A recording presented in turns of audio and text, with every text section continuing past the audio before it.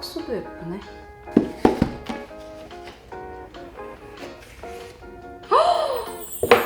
우와, 뭐야?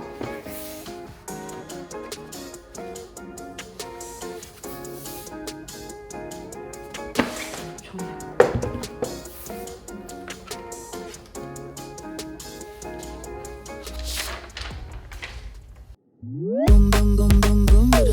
서울리안.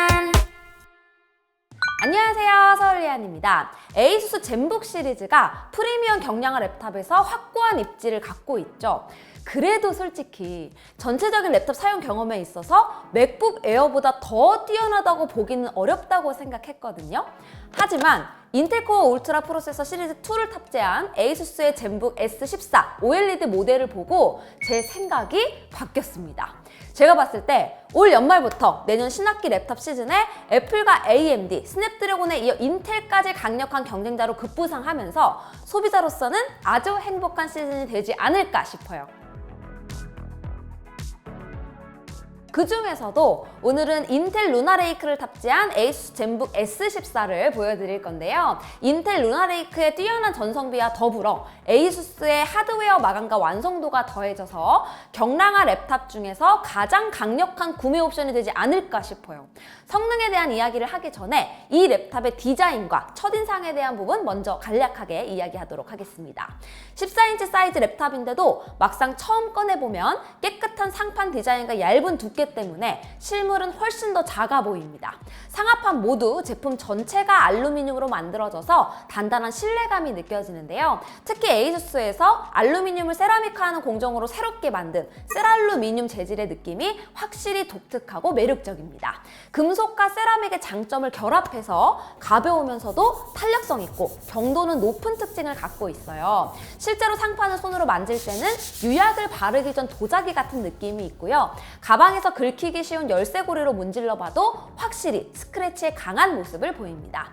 두께는 1.1cm에 불과한데요. 액티브 펜이 없는 맥북 에어보다 더 얇습니다. 무게도 1.2kg 밖에 안 돼요. 상하판을 전부 알루미늄으로 마감한 랩탑의 무게라고 생각되지 않을 정도입니다.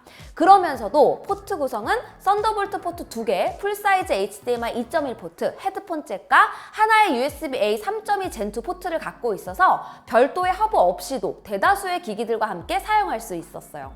디스플레이는 3K 2880x 1800 해상도의 16:10 화면비를 갖고 있고요. OLED 패널로 주사율은 120Hz입니다. 대다수의 경쟁 제품들이 OLED가 아닌 경우도 많고 주사율은 대부분 60Hz인데요. 확실히 젠북 시리즈 랩탑이 그랬듯이 디스플레이 스펙에 힘을 많이 준 모습이죠. 그런데 터치는 아니에요. 디스플레이 밝기는 평균 400니트로 대체로 사용하기에 편했습니다. DCI-P3 100% 세격을 지원해서 영상 편집본을 확인하거나 썸네일 작업을 위해 사진 보정을 많이 해봤는데 기존에 사용하는 전문가용 모니터와 비교해서도 이질감 없이 사용할 수 있었습니다. 아니, 원래도 에이수스 젠북이 잘 나오는 거 알고 있었잖아요. 그런데 왜 이번에 더 호들갑인지 설명을 해야겠죠?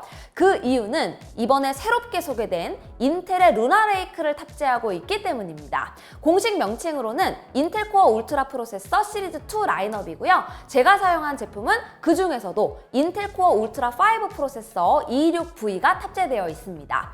이 프로세서를 우리가 주목해야 하는 이유 몇 가지가 있는데요. 첫 번째는 인텔이 처음으로 직접 만들지 않고 아이폰과 안드로이드 프로세서를 제조하는 TSMC에서 제작했다는 점입니다.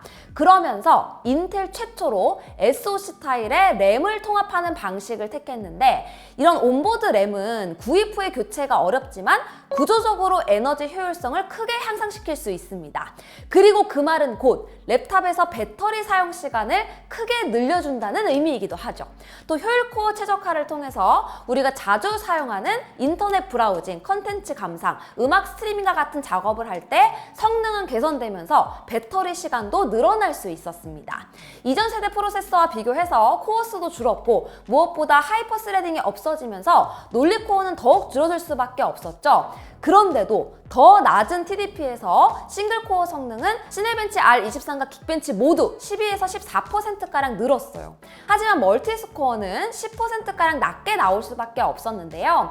저는 이 데이터가 데스크탑 프로세서라면 당황스러웠겠지만 경량화 랩탑의 용도를 생각해보면 전력 효율성 그리고 싱글코어 성능에서 이 정도 개선폭이 있었다는 게 오히려 강점이라고 생각합니다. 그리고 두 번째는 루나레이크가 AI 활용에 초점을 맞추고 있다는 점이에요. 226V는 NPU를 통해 최대 40톱스를 연산할 수 있거든요. 그래서 지원하는 기능을 사용할 때 NPU를 통해 더 빠르면서도 저전력으로 수행할 수 있습니다. 생각보다 우리는 AI 연산을 많이 경험할 수 있는데 화상 통화를 할 때 실시간 배경 블러 효과를 넣거나 배경을 합성하는 경우에도 AI 연산을 하고 어도비 제품군에서도 이미 AI를 활용한 보정 기능들이 많이 적용되어 있죠. 그리고 윈도우에서 모든 일을 시작으로 사용하는 코파일럿까지도 NPU를 통해 연산을 합니다. 향후에는 로컬에서도 AI를 활용하게 될 텐데 그것까지 염두에 두고 있는 프로세서예요.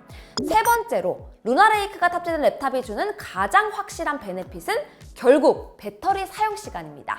맥북 에어와 나란히 두고 50% 밝기에 와이파이는 켜고 블루투스는 꺼둔 채로 균형 설정으로 4K 유튜브 영상을 얼마나 재생할 수 있는지 테스트를 해봤는데요.